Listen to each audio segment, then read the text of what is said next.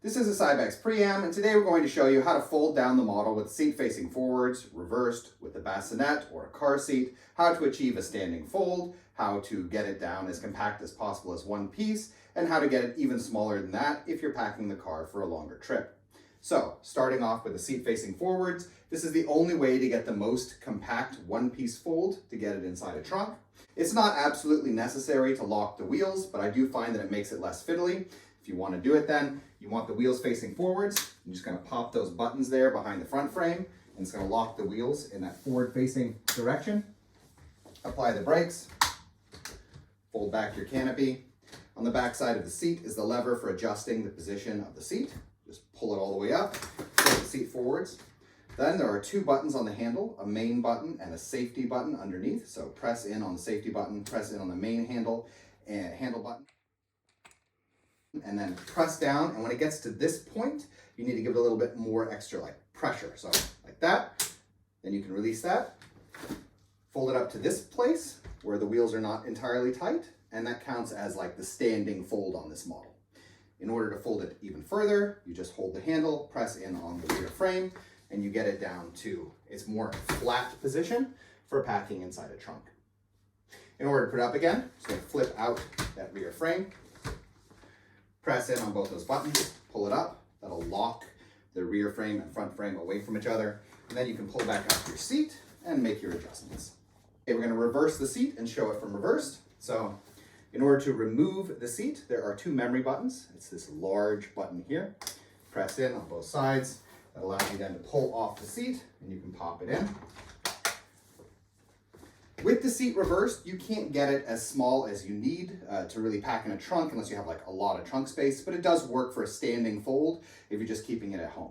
So in order to fold this down then with the seat reversed, we're again going to put back the canopy, pull up on that lever, allow it to fold like this, use those two buttons to push it down into the unlocked position, and then if you were to have it as a standing fold, it would be like this. If you want to fold it in further, the seat sticks out at a 45-degree angle. If you have a lot of trunk space, you don't mind the awkward way it looks, you could put it in like that, but it's easier just to remove the seat. So,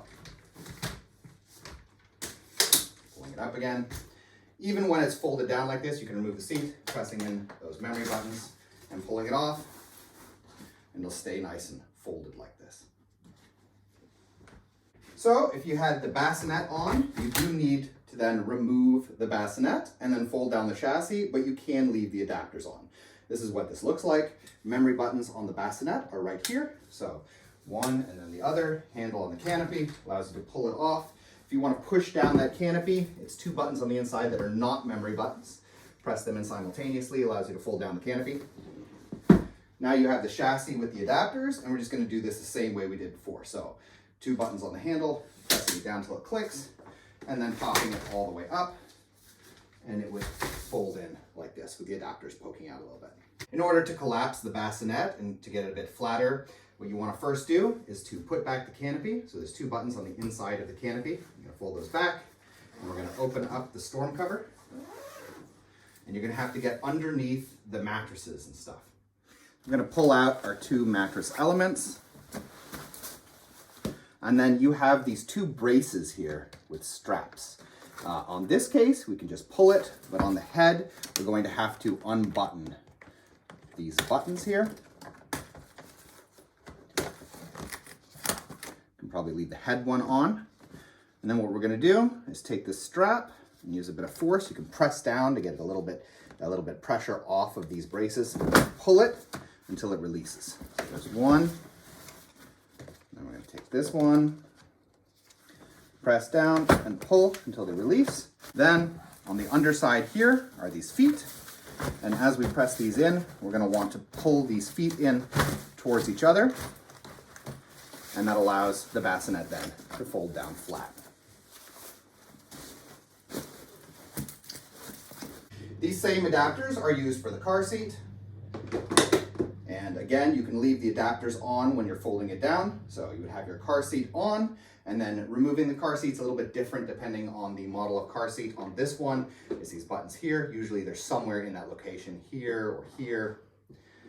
Pulling it off, take it off. And then we would fold this down exactly as we did with the bassinet. If you need to fold down the Priam as small as possible, meaning a bit of disassembly in order to pack it into a tight trunk, then it's all really about removing wheels. So,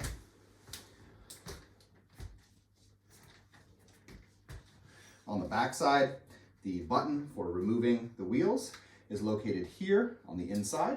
So just gonna press it in, pull off the wheels. I'm gonna pop the brakes off so that little pin isn't sticking out.